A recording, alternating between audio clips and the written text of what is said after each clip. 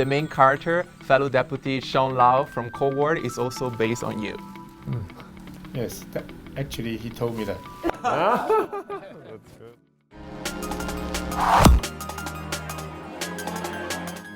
Hi everybody, welcome to a new episode of Smart Talk. My name is Stefano. Before starting our show, please remember to watch our videos and subscribe to our channel. Today, I'm very honored to have with me Mr. Tang King-shing. He was former commissioner till 2011, a legend of the Hong Kong police force. And also we have Mr. Dominic Lee, a young and thoughtful KOL and also an active politician. Welcome all to our show. Thank you. Let me start first with Mr. Tang. So Mr. Tang has done a lot of Mission Impossible cases. One of the most famous one is the armed robbery of a watch shop in 1985 where all his team caught the 7 suspects without firing a shot. Really, really impressive. You have been through a hectic, thrilling and dangerous time. But now I'm wondering, how is your retirement life? Is it plain or not? Thank you for the introduction, Stefano. In 5 months' time, I would have been retired for 10 years. Wow.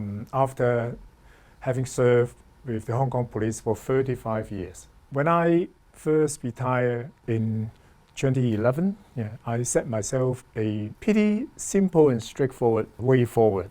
Because as far as I'm concerned, I divide my life into 3 chapters. First chapter, going to the school. Second chapter, in the main career, in my case, is in the police force for 35 years. And the third chapter, many people call it the last chapter or the final chapter.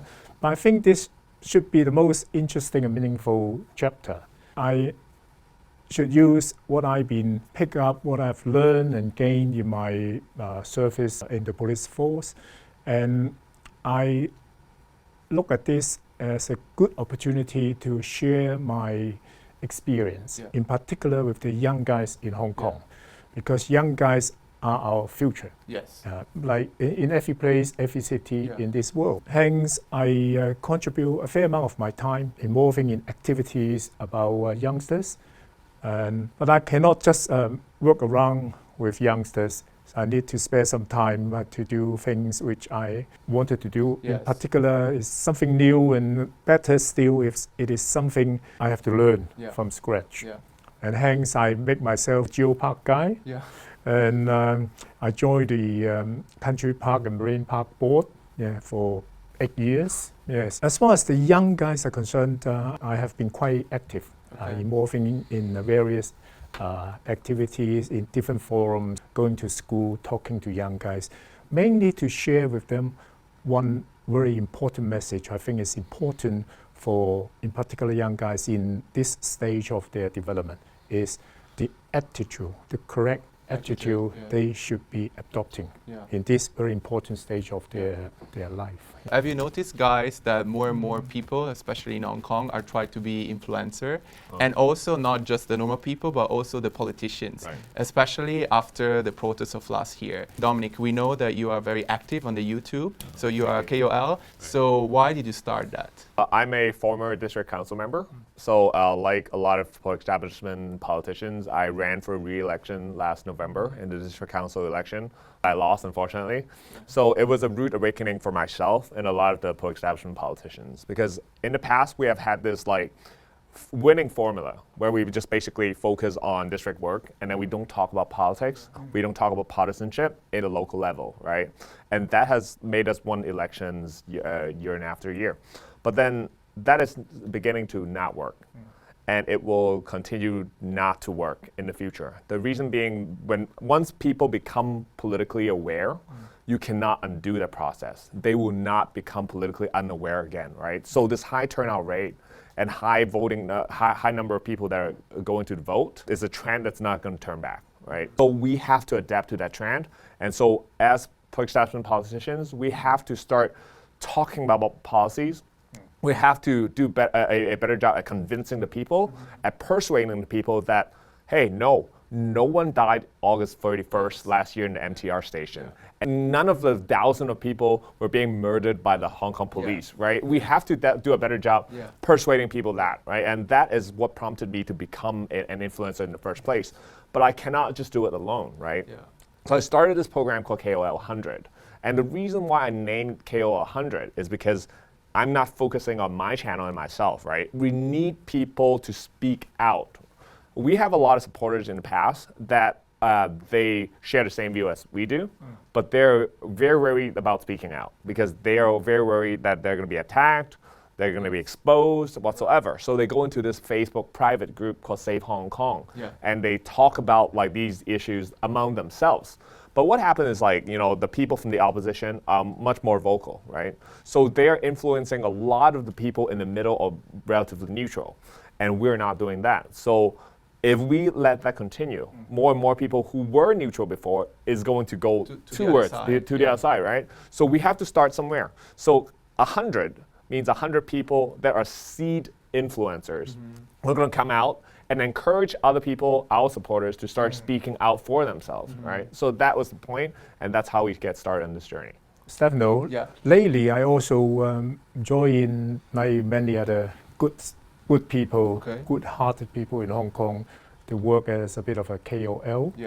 I do that because I think it is important, like what Dominic has just said. We need to have more people to speak out so that people who are in support of Hong Kong being our home get a way to pick up their voice and also to express their opinion as well. And basically, how was the political environment at that time where you were former commissioner of the Hong Kong Police Force? Of course, if you compare with nowadays, it is comparatively simple and straightforward. There might be demonstrations, public meetings, etc., etc. But by and large, most, if not all of them, are very peaceful. Albeit in many occasions, we have to try our best to facilitate and coordinate public meetings and public demonstrations. Our police objective really is to facilitate. And the members of the public will accept that while others are exercising their civil right to voice their opinion, to take to the street, etc., there may be inconvenience. But at the same time, they have to respect other people's right to go to school, to go to work, to do shopping, etc., etc. It's always a matter of mutual respect, and police are there in the middle to facilitate. And what are you trying to achieve as being an influencer? That's a great point because you know a lot of people knew that I ran for this this past LegCo election, but it was postponed, so I'm not running right now. But when I started to be an influencer, since I lost my election, I thought to myself, I would never run again. So the purpose of me being on YouTube or being an influencer is not about my own political gain, because I thought to myself, I'm done with this, right? You know, I'm frustrated about how the fact that I've been working in the district for such a long time and my opponent did not and basically just came in and won, right? I was very frustrated. But throughout this process, I think I was being encouraged by a lot of the words, a lot of comments, a lot of encouragement of the people that watch our YouTube videos, right? So that is what made us continue. Back to the point, when we started, the objective is simple. We have to do a better job at persuading the people that, hey, we are right.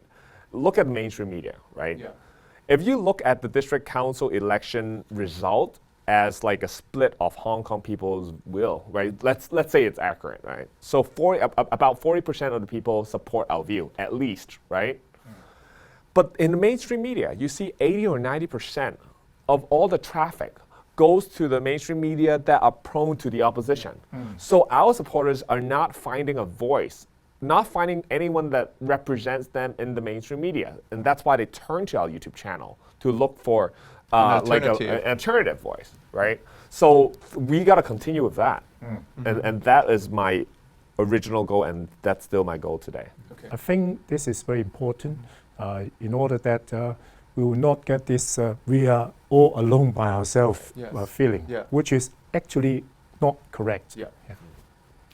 Let's watch now a news clip. 36個人見咗律師之後落口供啦，咁剩低嗰啲有幾多個係冇見到律師，原來係落咗口供？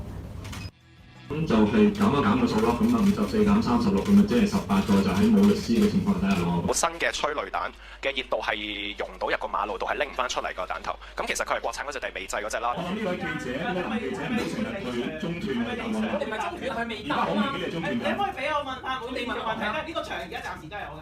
恐怖襲擊，唔好意思，你咪乜副處長喺度分享。我要尊重你一級公務員。唔好以為保安執法你就交你，放肆！你係咪想奪權？你夠票咩？尊重翻我哋個場合，唔該。你哋係咁關心，咪點解唔公平嘅交代？係咪丁點責任都冇？係咪丁點責任都冇？頭先你冇答過，3條都冇答過。其實一答出你哋嘅問題。點答啊？乜都冇答，係咪貓老鼠？係咪丁點責任都冇？ As Dominic has said, there are still a lot of people in Hong Kong that believe that the police last year on August 31st killed a lot of people. The police and the authorities held a lot of press conferences explaining the truth behind that. Do you also think that, these people are still thinking like that? Certain media in Hong Kong are reporting, the news in a certain way? Well, a lot of mainstream media are spreading, I wouldn't call them fake news, but pseudo fake news, right? Okay. They know the fact that I'm pretty, I talk to a lot of members from the press. I think most of them will know that, nobody died last year in August 31st. But they keep on saying that, or they keep on not saying the alternative, right? I think that is how they manipulate the people into believing what they say, right? And so I personally think that we need to have our own media, right? And that is how social media comes into place. And that's why, it's important nowadays to have not only media that is friendly to our views, but also influencers online that is going to provide an alternative view. Yeah. So, Mr. Tang, do you believe that after the protests of last year, breaking rumor is a primary task for the police right now? It has always been Okay. a major task for the police to break rumors. All along, we've been respecting the media because we appreciate they are all well-trained, professional media people. But I think Not sure about that. no. I think there's a balance. Right. There's a balance. Like Dominic have just said, they should not have only focused on one side of the story. Yeah.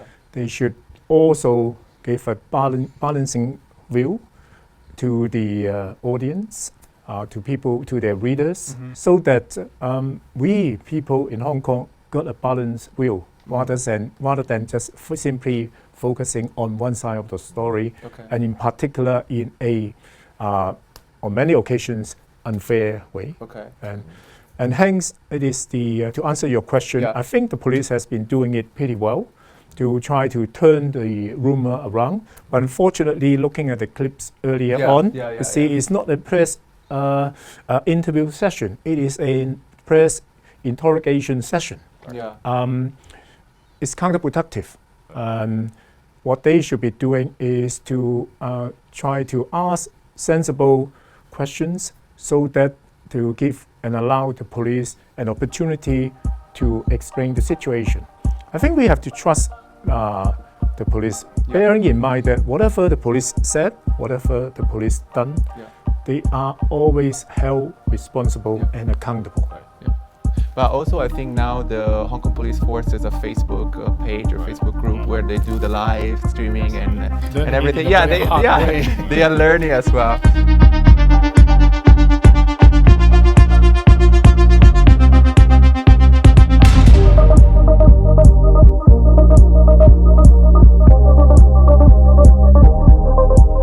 So please remember to subscribe to our channel and watch our videos. We are DotDotNews. Bye bye.